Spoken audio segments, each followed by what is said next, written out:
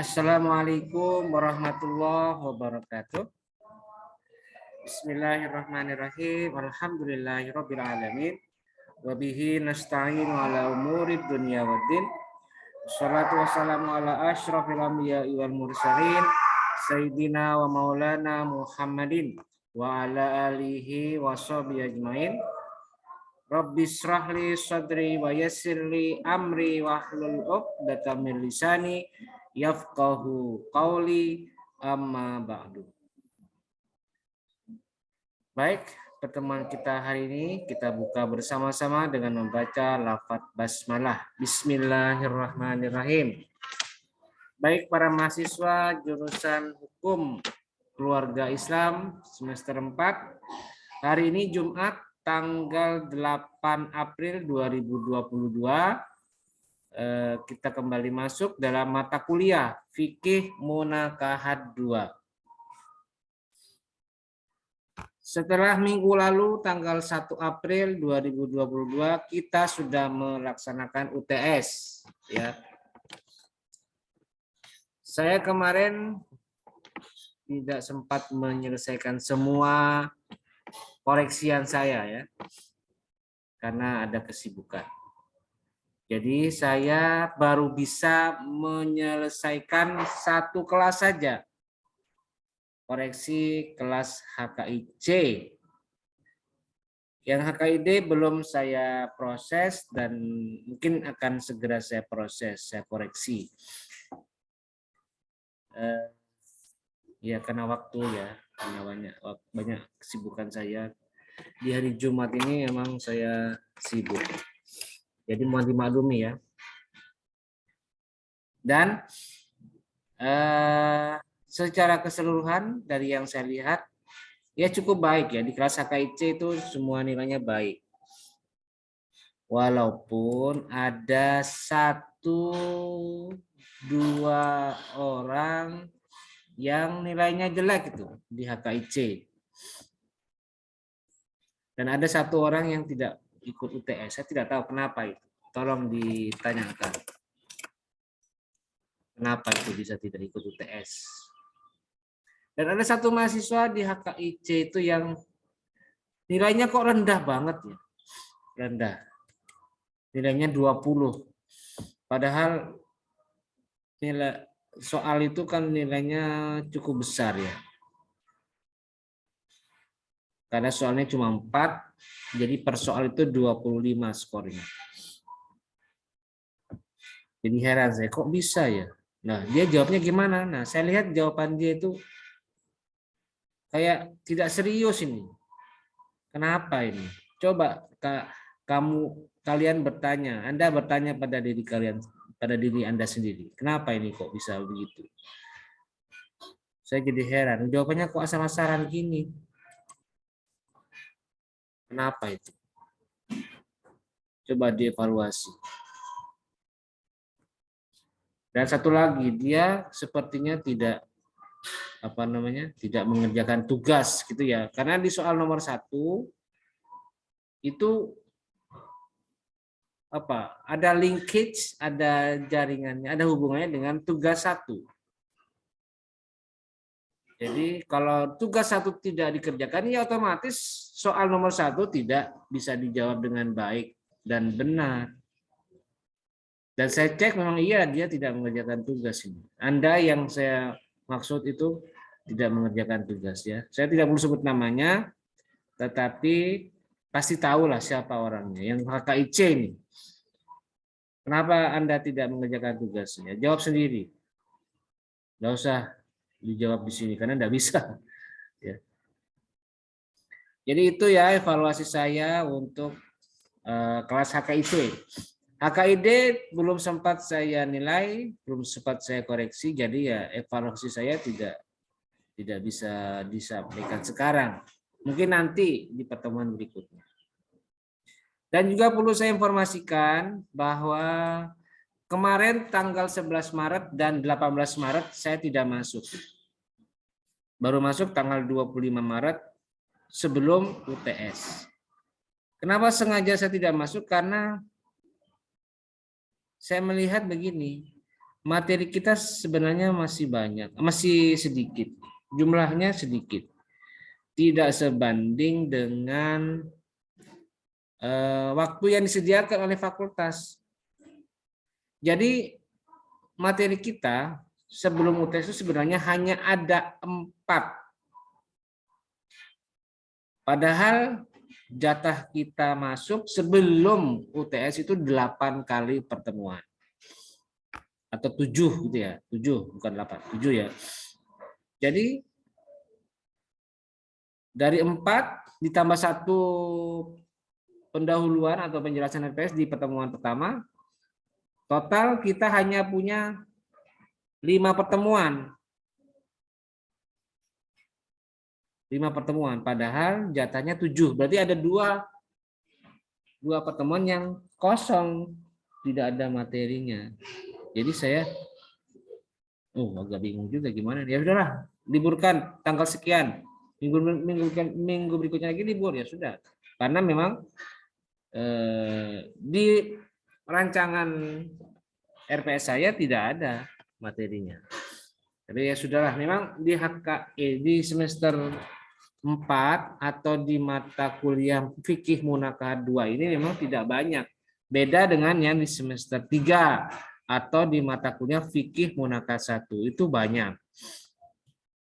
Mungkin ke depannya evaluasinya adalah yang diseimbangkan lah kalau bisa. Antara fikih munakaha 1 dan fikih munakaha 2. Kalau fikih munakaha 1 itu banyak ya, hampir banyak itu, mulai dari pengertian nikah, kemudian ada kafaah, hak dan kewajiban suami istri, sampai talak dan rujuk. Sedangkan di fikih munakaha 2 itu sedikit sekali. Hanya ada misalnya kayak walimah, kemudian ada ada ihdat, kemudian ada nafkah, ada harta dalam perkawinan, kemudian ada nusyuz dan syikok, kemudian ada pembatalan nikah atau fasakh, dan ada perwalian dan juga hadonah. Dikit sekali. Itu pun sudah saya pecah-pecah itu. Akibat putusnya pernikahan bagian pertama dan akibat putusnya pernikahan bagian kedua. Harusnya jadi satu itu. Sedikit sekali. Nah, nanti ke depannya evaluasinya adalah ya kalau bisa diseimbangkan, dipindahkan yang ada di fikih munakaha 1 dipindah di fikih munakaha 2. Supaya apa? Supaya seimbang. Ya. Sehingga tidak perlu lagi ada kekosongan materi seperti yang kemarin sebelum UTS terjadi. Jadi gitu ya evaluasi kita untuk materi mata kuliah fikih munakaha 2. Baik, kita lanjutkan ke materi kuliah kita, yaitu materi kelima, yaitu tentang apa ini? Saya tampilkan dulu ya, saya lihatkan RPS-nya. RPS fikih munakaha 2. Nah ini dia. Sudah muncul belum? Oke, sudah muncul, ini dia. Jadi materi kita untuk pertemuan ke-7 hari ini, ya betul ya, 7 ya. Ya. Pertemuan ke-7 yaitu materi kelima, yaitu tentang memahami nusyuz, syiqaq, dan fungsi hakama ini. Oke, ini ya. Nanti ada penugasan. Ada penugasan dari saya nanti. Oke, saya tampilkan dulu PowerPoint-nya. PowerPoint. Nah, ini dia. Oke, kita masuk ke materi kelima, nusyuz, syiqaq, dan fungsi hakama ini.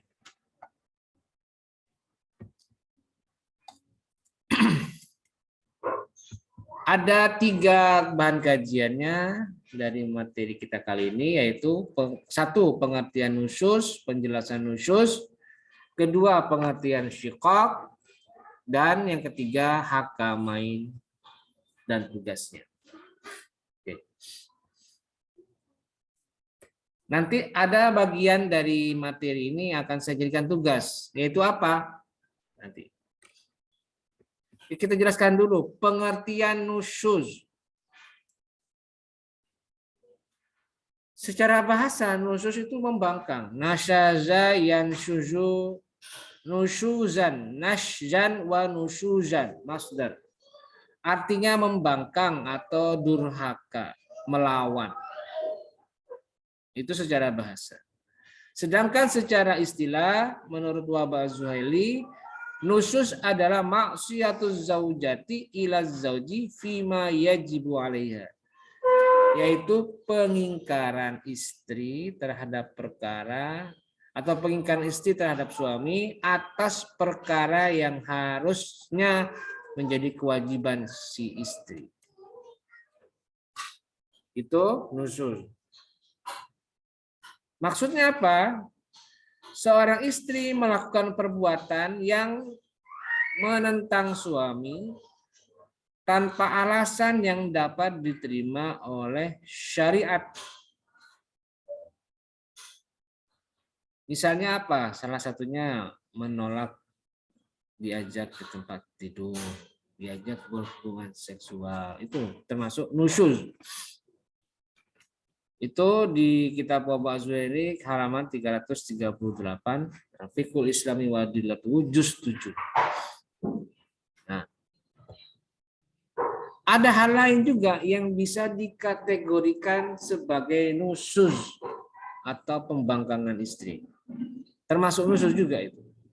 Yang pertama, istri tidak mau pindah mengikuti suami untuk menempati rumah yang telah disediakan sesuai dengan kemampuan suami atau istri meninggalkan rumah tanpa izin suami.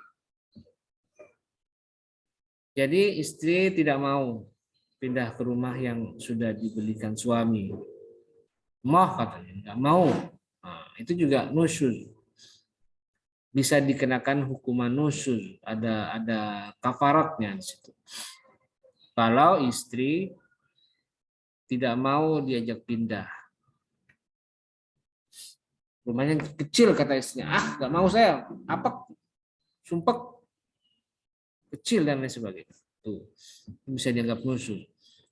Yang kedua adalah apabila keduanya tinggal di rumah atas seizin istri, kemudian pada suatu ketika istri melarangnya untuk masuk ke rumah itu, dan bukan karena hendak pindah rumah yang disediakan oleh suami.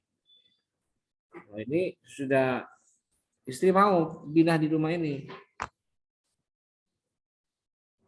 Tapi istri tiba-tiba ngomel dan bilang sama suami, nggak mau, nggak boleh masuk ke rumah itu, nggak boleh. Nah, tapi tidak dijelaskan alasannya apa. Misalnya seperti itu. Atau dijelaskan juga, cuma ada masuk akal. Istrinya bilang, nggak boleh masuk, mas, ada hantunya di situ. Memang kenapa kalau ada hantunya? Kan tidak masalah. Yang penting kita rajin sholat, kita penting rajin ibadah dan sebagainya. Hantu itu urusan Allah dengan makhluknya. Nah istri memaksa, tidak mau, tidak mau. Masuk akal. Jadi pelarangan istri masuk ke rumah dan pelarangan itu bisa dianggap sebagai nusyuz. Yang ketiga adalah istri menolak ajakan suaminya untuk menetap di rumah yang disediakan tanpa alasan yang pantas. Ini sudah sama kayak nomor 1. Dan yang keempat, apabila istri bepergian tanpa suami atau mahramnya, walaupun perjalanan itu wajib seperti haji. Karena perjalanan perempuan tidak dengan suami atau mahramnya termasuk maksiat. Nah, ini juga bepergian. Misalnya pergi ke tempat tertentu, kemudian suaminya tidak dikasih tahu. Istri pergi aja, nyelonong aja. Nah, itu juga bagian dari nusyuz, pembangkangan istri. Nah, itulah beberapa perbuatan istri yang dikategorikan sebagai nusyuz. Nah, sekarang bagaimana pertanyaannya? Lalu bagaimana sikap suami ketika menghadapi nusyuznya istri atau istri yang membangkang? Nah, untuk sikap suami ini saya mengutip dari kitab Al-Fiqhul Islami Walidatul Juz 7. Tapi ini saya jadikan tugas. Tugasnya adalah menerjemahkan.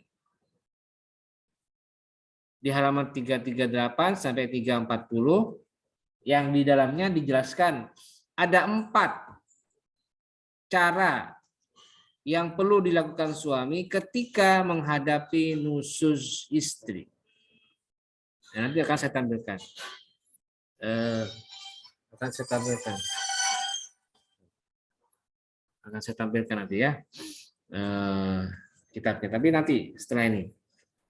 Baik, berikutnya. Nah, yang kedua syikok. Tadi sudah jelas nusyuz, maksiatuz zaujati ila zauji fi ma la yajibu 'alaiha, atau pembangkangan istri terhadap suami. Nah, sekarang syikok. Apa itu syikok? Ini masih ada hubungannya antara nusyuz dan syikok.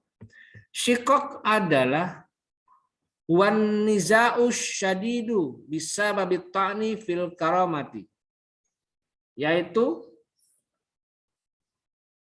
pertikaian keras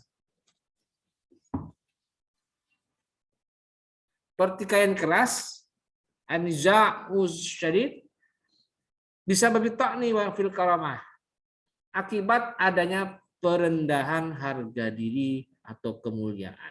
Karamah. Ta'ni itu perendahan, merendahkan, mengejek atau mencaci. Tuh.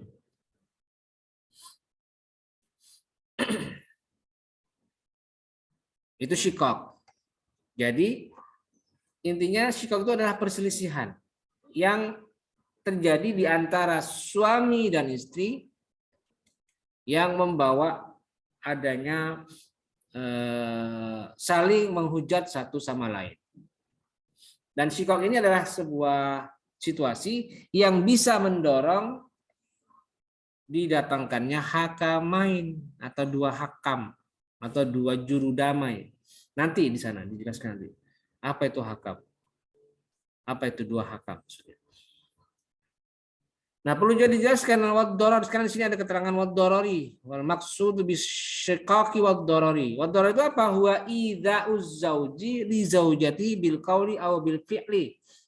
Yaitu menganiayanya suami atau menyakitinya suami li zaujatihi kepada istrinya bil qauli dengan ucapan aw bil fi'li atau dengan tindakan. Jadi menyakiti suami atas istri baik ucapan maupun perbuatan.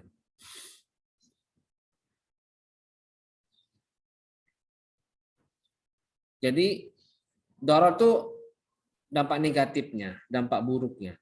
Jadi syikok itu sebuah perselisihan antara suami dan istri yang bisa membawa darar, mudarat, mara bahaya, dampak negatif, efek negatif. Dan ini bersamaan. Syikok dan dorong.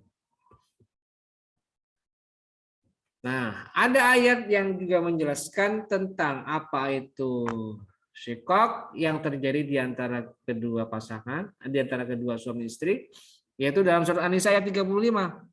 Dijelaskan, wa in khiftum syiqaqa bainihima fab'atsu hakaman min ahlihi wa hakaman min ahliha. Yurida islaha yuwaffiqillahu bainahuma. Innallaha kana aliman khabira.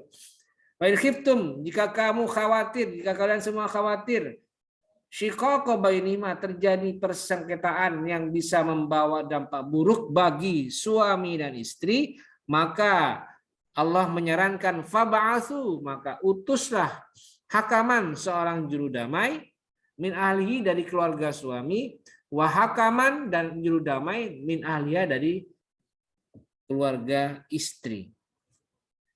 Yurida islaha, jika kedua hakam ini menghendaki terjadinya, atau jika kedua yurida islaha, jika kedua juru damai ini berkeinginan untuk berdamai, yuwaffiqillahu bainahuma, maka Allah akan memberikan taufik kepada suami dan istri.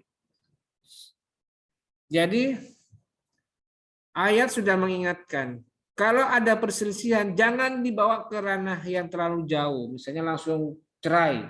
Tidak, jangan. Tapi sebaiknya ambil langkah perdamaian dulu. Wujudnya adalah kirimkanlah satu juru damai untuk bertemu, bermusyawarah dengan satu juru damai lainnya. Jadi kan tidak mungkin, kayaknya agak susah jika suami istri itu berdamai langsung, bermediasi langsung. Ada kendala. Maka kata Allah, faba'atsu hakaman min ahlihi wa hakaman min ahliha.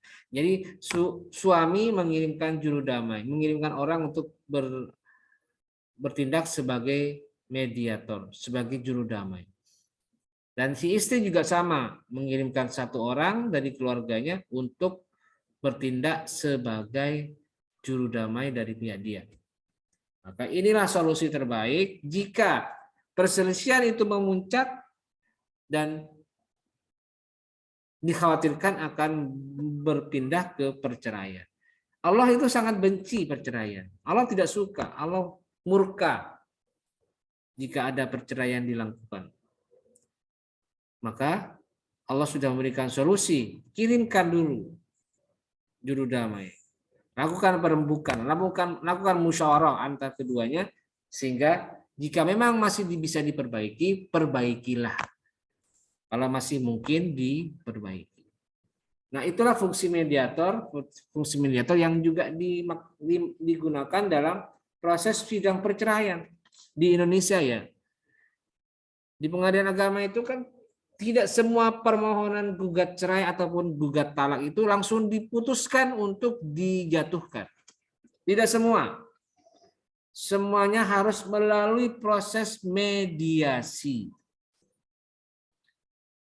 Apalagi setelah ada Perma atau Peraturan Mahkamah Agung nomor 1 tahun 2016, maka semua proses yang masuk ke majelis hakim itu harus melalui proses mediasi dulu. Perkara perdata khusus misalnya kayak perceraian, itu tidak boleh langsung diputuskan masuk ke ranah persidangan. Harus dimediasi dulu semuanya. Makanya ada perma itu. Jadi semua persoalan harus diselesaikan dulu dengan jalan perdamaian. Kalau masih mungkin berdamai, maka tariklah permohonan gugat cerai atau gugat talak itu. Jadi kalau tidak, baru dilakukan persidangan untuk menggelar perkara perceraian itu. Jadi itu ya, ini firman Allah, langsung Allah yang menjelaskan tentang perlunya syikok ditangani dengan mediasi atau adanya juru damai. Nah,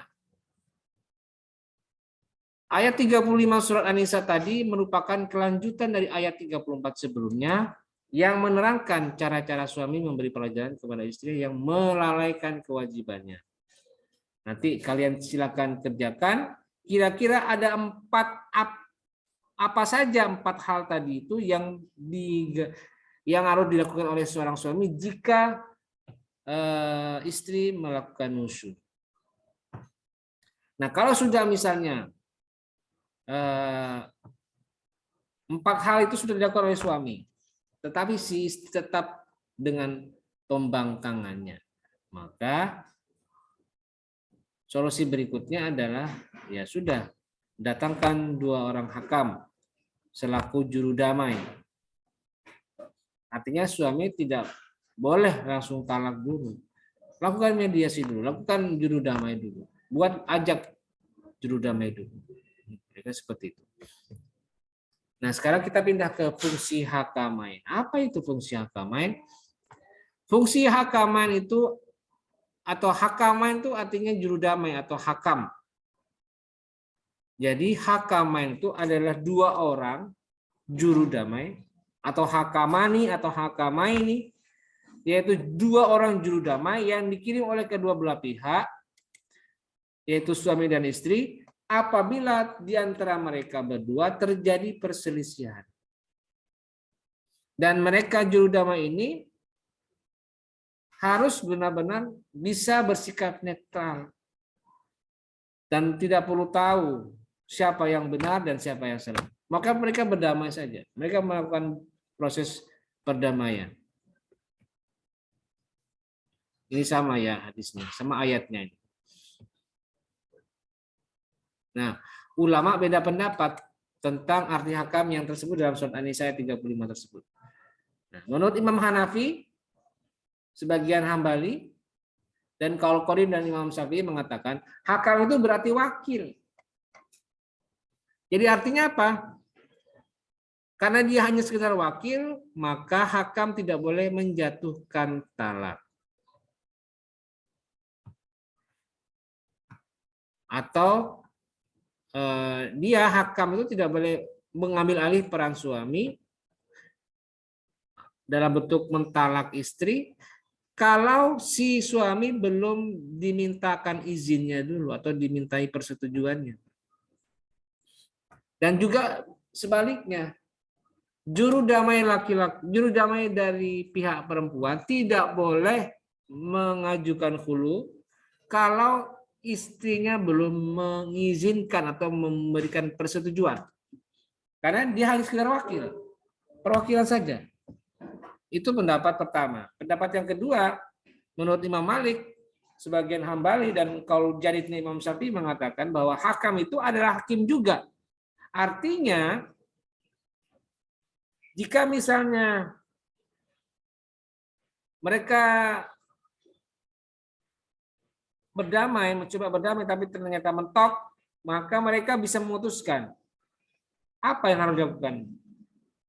Kalau memang harus mengakhiri dengan perceraian, mereka bisa memutuskan untuk memberikan perceraian.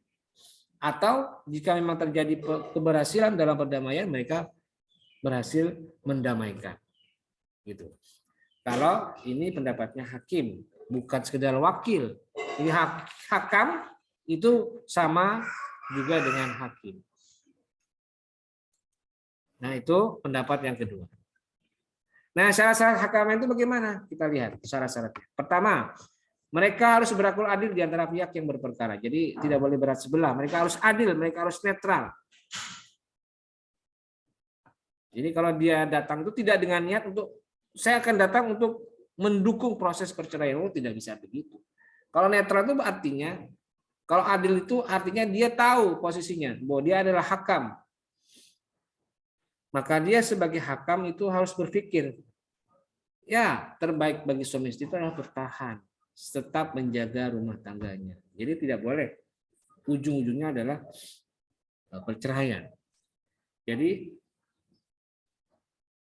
itu syarat yang pertama, harus berlaku adil di antara pihak yang berperkara.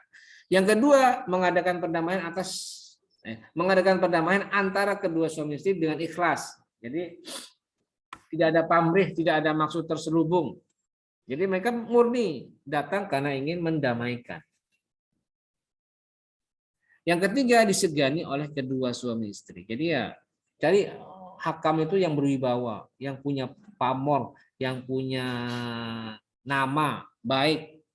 Misalnya pamannya istri atau kakeknya istri atau saudaranya suami dan lain sebagainya. Yang mereka punya pamor, punya kewibawaan, punya nama baik. Dan mereka disegani oleh keduanya. Ya kalau tidak disegani artinya diremehkan. Nah, itu tidak baik. Maka dari itu syaratnya harus disegani oleh keduanya. Dan yang keempat, hendaknya berpihak kepada pihak yang teraniaya apabila pihak yang lain tidak mau berdamai. Jadi lihat siapa yang sebenarnya teraniaya dalam kasus suami istri ini. Kalau ternyata yang teraniaya itu adalah istri, maka dengarkan pendapat istri, dengarkan suara hati istri, dengarkan keluh kesah istri. Karena dia yang teraniaya, karena suami yang terlalu didaya, menyakiti dan lain sebagainya. Kalau mereka tidak mungkin berdamai, gitu ya. Jadi pilih orang yang teraniaya jika mereka tidak mau berdamai. Oke. Itulah syarat-syarat dari hakamain. Nah, berikutnya adalah tugas yang akan saya berikan, yaitu di halaman 300 berapa tadi? 338.